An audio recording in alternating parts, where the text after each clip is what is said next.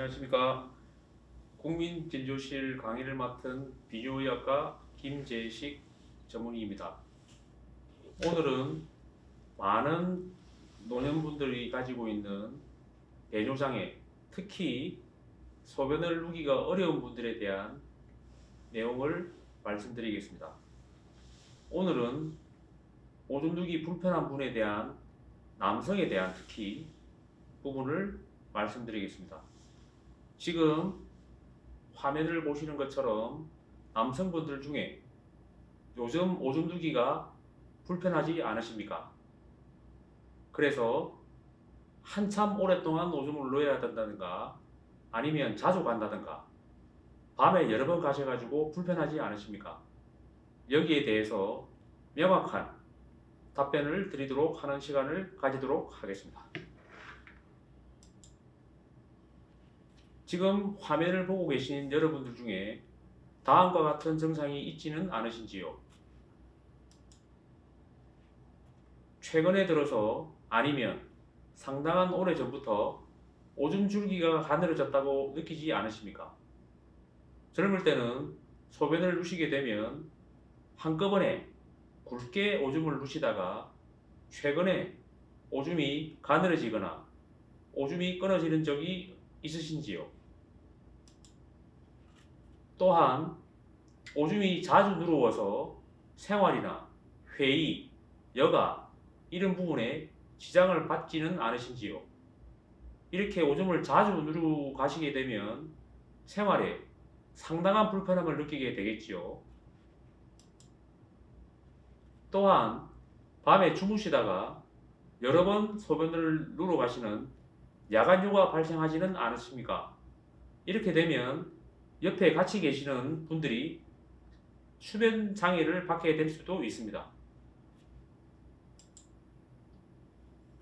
그리고 소변을 누고 난 뒤에 오줌이 남은 듯한 잔뇨감은 들지 않으신지요? 이런 증상도 오줌 누는데 상당히 방해를 하는 생활의 삶을 떨어뜨리는 소변 배뇨 증상이 되겠습니다. 마지막으로는 소변을 참기 어려워서 빨리 화장실에 가야 된다든가 야외 생활을 하실 때 항상 화장실이 어디에 있는지를 관심을 가지게 될 수 있는 불편함을 가지지는 않으신지요? 더 심한 분들은 화장실 가시다가 소변이 몇 방울 흐르는 경우도 있습니다.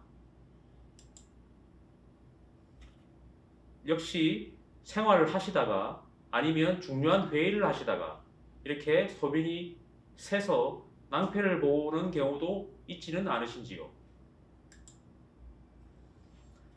제일 심한 경우는 소변이 전혀 안 나와서 화면에 보시는 것처럼 배꼽 아래쪽이 개구리 배처럼 볼록 나오게 되어 응급실로 오시는 분들도 간혹 있게 됩니다. 이러한 모든 증상들이 소변장애, 배뇨장애, 특히 우리 남성들에 대한 전립선 이상으로 생길 수 있는 증상이 되겠습니다. 과연 그러면 이런 것들이 단지 나이 탓이라고 할 수 있을까요? 여러분들 생각은 어떠신지요? 여기에 대한 명확한 답변을 저와 함께 이 방송을 보시게 되면 끝까지 잘 아실 수 있을 것 같습니다. 과거에는 소변이 상당히 나이가 들면 질질 나오거나 약하게 나와서 아마 저희 선조분들, 많은 분들이 소변을 누기가 어려웠을 겁니다. 화면에 보시듯이 조선시대 왕들도 아마도 역시 지금 여러분들처럼 소변 누는데 장애를 가지고 있었다고 저는 생각합니다.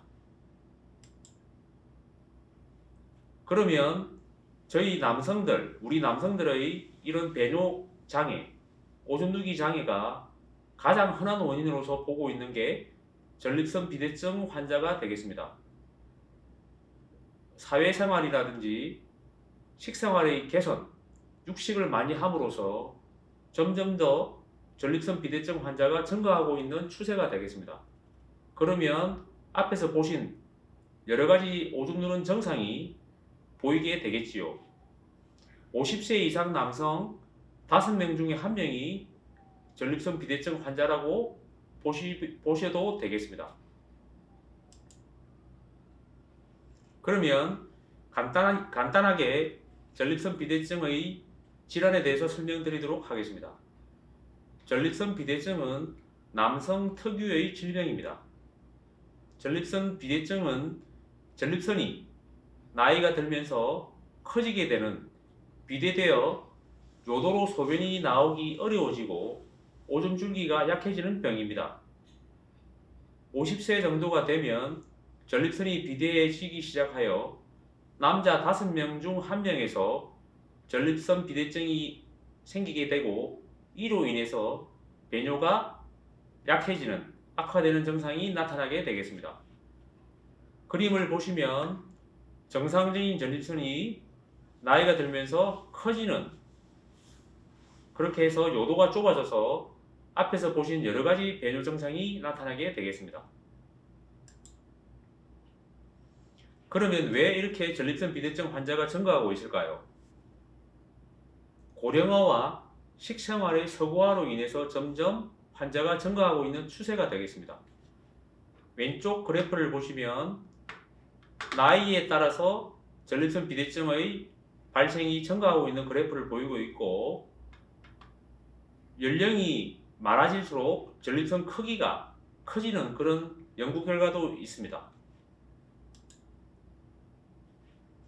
그러면 여러분들이 전립선 비대증이 얼마나 흔한지 궁금하실 겁니다. 저희 비뇨의학과에서 여러 기관에서 조사를 한 것을 보여드리도록 하겠습니다. 서울의대, 울산의대, 충북의대에서 각각 조사를 과거에 하였는데요. 50세 이상에서는 23%, 그리고 정읍지역에서는 17% 이상, 충북지역에서는 역시 27% 정도가 전립선 비대증이 있다고 보여집니다. 그래서 저희 비뇨의학과에서는 50세 이상의 남성 5명 중에 1명이 전립선 비대증으로 배뇨에 대해서 많은 고통을 받고 있다고 말씀드리게 되는 부분이 되겠습니다. 쉽게 설명하자면 40대에는 10명 중에 4명 정도로 비대증 환자가 있다고 보시면 될 것 같고요. 60대에는 10명 중에 6명, 80대에는 10명 중에 8명 정도가 전립선 비대증으로 고통을 받고 있다고 보시면 되겠습니다. 한 번 더 말씀드리면 전립선이 커지게 되면 오줌을 참지 못하고, 그리고 오줌을 참지 못하면서 오줌이 또 방광 안에 저류가 되면서 신장까지 나빠질 수 있는 증상이 되오니 전립선 비대증으로 증상이 있으신 분들은 반드시 비뇨의학과 의사를 만나서 상담을 하시는 게 제일 좋은 방법이 되겠습니다. 그러면 전립선이란 무엇인가요? 전립선은 방광 아래에 붙어있는 밤톨만한 조직이 되겠습니다. 전립선의 기능은 정액의 약 3분의 1 정도를 형성하는 생식기관이 되겠습니다. 방광 아래에 위치하기 때문에 소변을 누는데 영향을 줄 수도 있지요. 역시 전립선이 정상적인 크기일 때는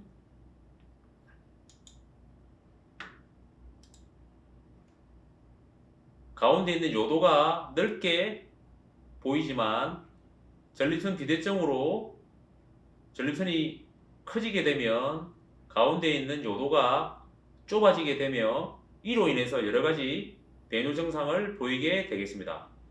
또한 전립선에는 암이 발생하여 초기에는 전립선 비대증의 증상과 유사한 증상을 보이기도 합니다.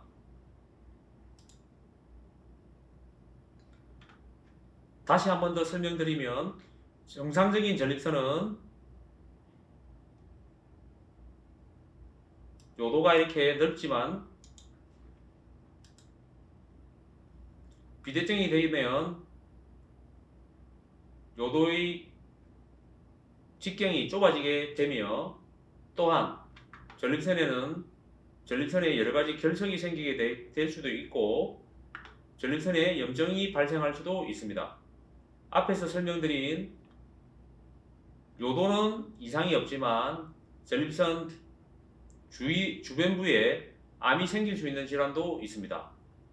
다시 말씀드리면 전립선 질환으로 전립선 비대증, 전립선암, 전립선 결석, 전립선 염증 등이 발생할 수 있고, 이와 같은 질환들은 앞서 보신 여러 가지 증상들을 유발할 수 있고, 증상들은 각각의 질환에 대해 특별한 증상이 아니기 때문에 앞에서 보신 증상이 있으시면 반드시 각각의 질환을 구별하여 치료를 하기 위하여 비뇨의학과 진료를 받으셔야 되겠습니다.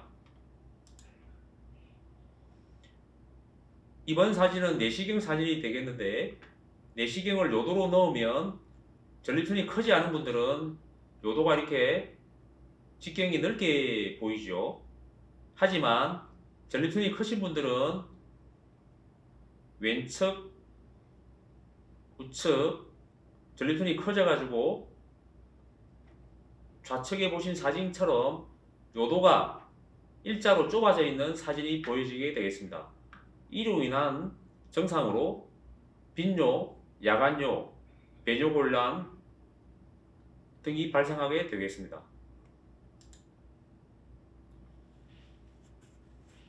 보시는 사진은 전립선을 통째로 떼낸 사진이 되겠습니다.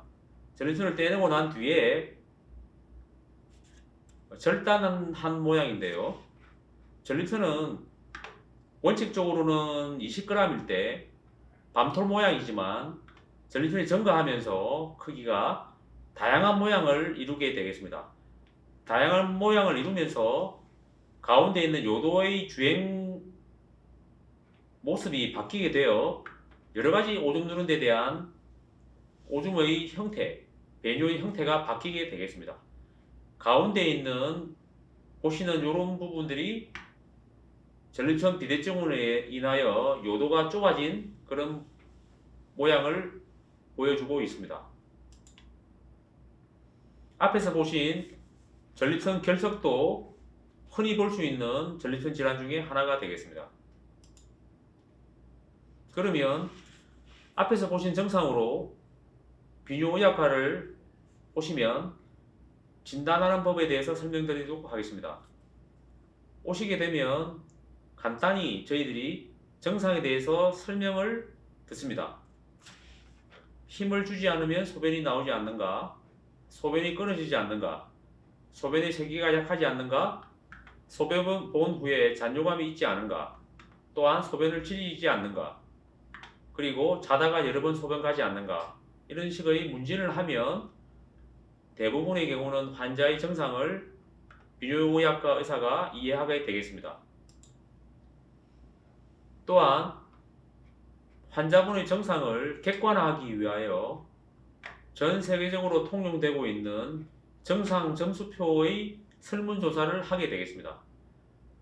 이런 증상 점수표는 대부분의 비뇨의학과에서 외래로 가시면 체크하고 진료를 보며 이 증상 점수표의 합으로 환자분의 배뇨 증상을 저희들이 미리 예측할 수도 있습니다. IPSS라고 하는 이런 배뇨 상태 체크는 쉽게 인터넷 등에서 구할 수 있으니 화면을 보고 계시는 여러분들도 본인의 배뇨 상태를 체크해 보기 위하여 간단히 설문지를 작성해 보는 것은 어떨까요? 또한 합계 점수가 8점 이상인 분들은 비뇨의학과 의사 선생님을 만나서 배뇨 증상에 대한 상의가 필요할지도 모르겠습니다. 두 번째는 전립선을 직접 만져볼 수 있는 방법이 있는데요. 전립선은 항문 안쪽에 있습니다. 그래서 저희들이 항문을 손가락을 넣어서 전립선의 크기라든지 경도를 조사하게 되겠습니다. 이러한 방법을 항문 직장 수지 검사라고 말씀드리겠습니다. 이로 인하여 전립선이 딱딱하게 만져지거나 모양이 이상하거나 또한 다른 이상 부위가 있는지를 확인하게 되겠습니다. 세 번째 진단법으로는 요속 검사라고 하는 검사 방법이 있겠는데요. 이 요속 검사는 소변의 세기를 간단하게 측정하게 되겠습니다. 시행 방법은 비뇨의학과 외래로 오시게 되면 소변을 참으시고 기계 앞에서 일반적으로 배뇨하듯이 소변을 누시게 됩니다. 그러면 기계가 여러분들의 소변의 세기를 보시는 것처럼 그래프를 그리게 되겠습니다. 그래서 정상적인 그래프를 보이느냐 아니면 비정상적인 그래프를 보이느냐에 따라서 여러분들의 배뇨에 대한 부분을 더욱더 잘 파악을 하게 되겠지요. 또한 항문 직장 초음파라고 전립선 초음파를 시행하며 혈액 검사로 전립선 암의 유무를 확인하게 되겠습니다. 특히 전립선 암도 전립선 비대증과 증상이 비슷하므로 반드시 전문의의 진찰을 받아야 하겠습니다. 보시면 항문을 통해 전립선 초음파를 시행하고 보시는 바와 같이 전립선의 크기를 직접 측정을 하게 되겠습니다. 또한 전립선 암의 구별도 가능할 수가 있습니다. 그러면 진단이 되고 전립선 암이 아닌 경우라고 하시면 치료 방법으로 몇 가지 말씀을 드리도록 하겠습니다. 첫 번째는 약물 치료가 되겠고요. 두 번째는 수술적 요법이 되겠습니다.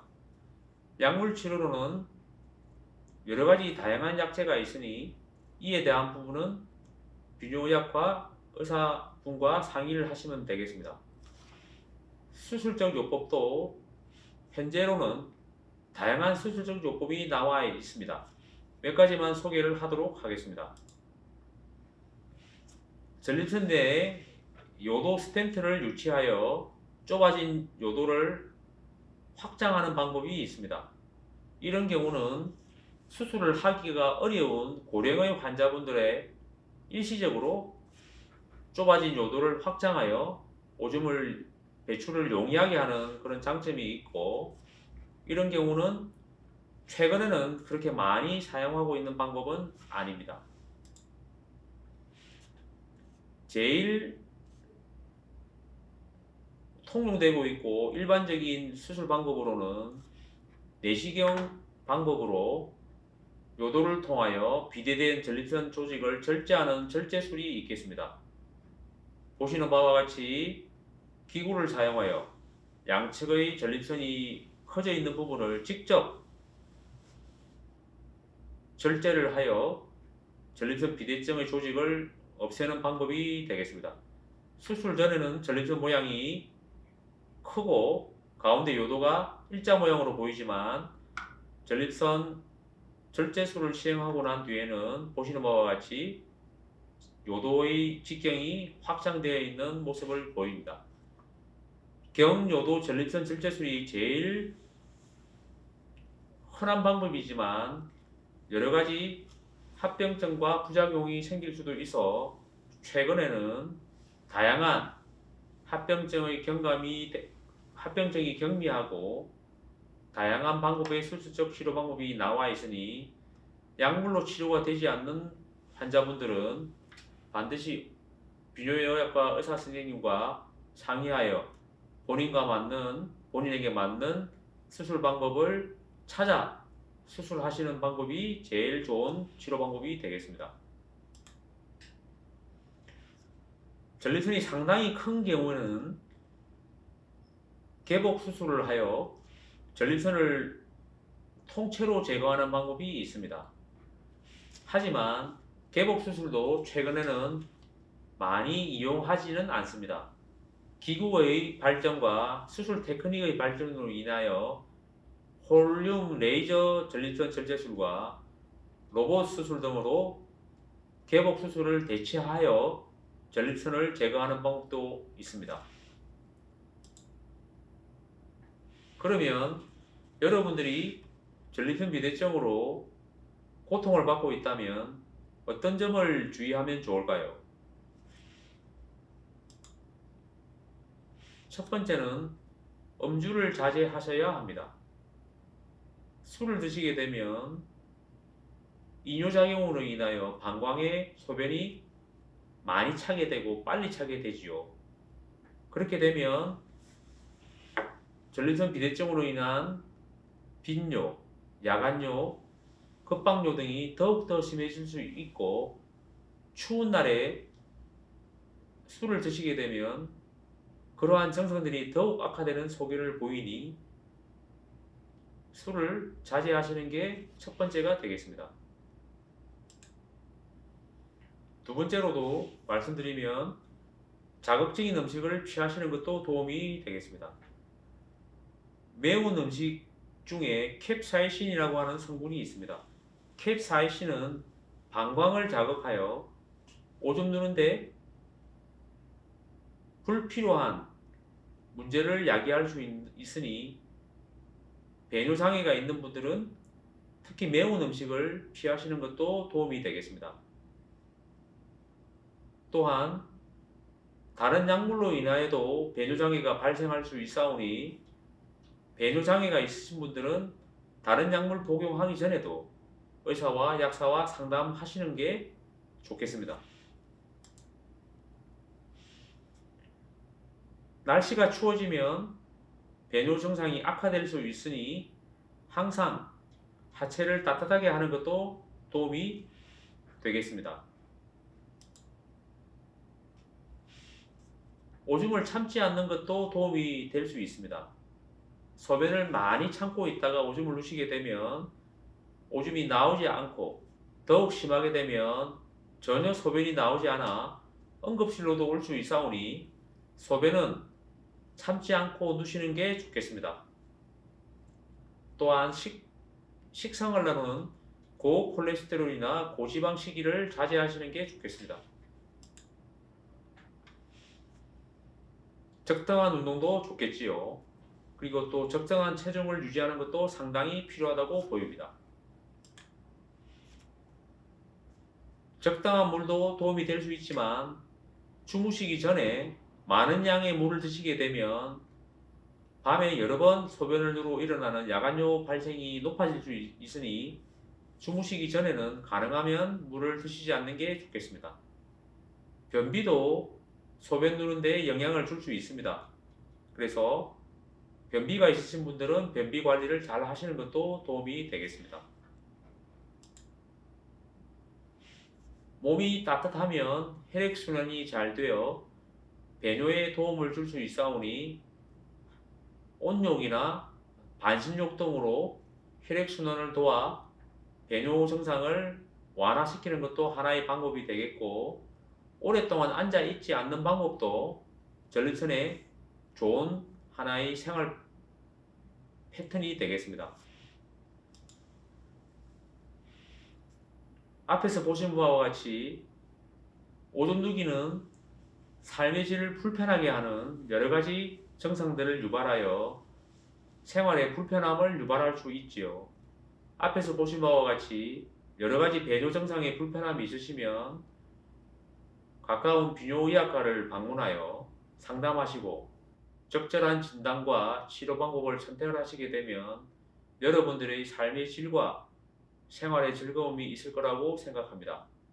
앞에서 보신 여러 가지 방법과 증상 그리고 치료 이용하여 여러분들의 소변 누기가 편해지기를 기원드리겠습니다. 이상 마치도록 하겠습니다.